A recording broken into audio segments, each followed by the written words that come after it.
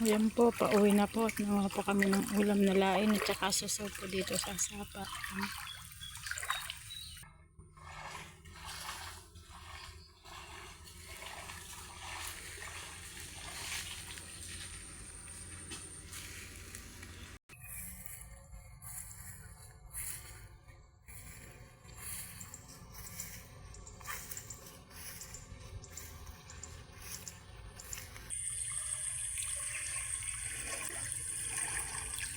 Ayan po, pauwi na po kami sa aming tahanan.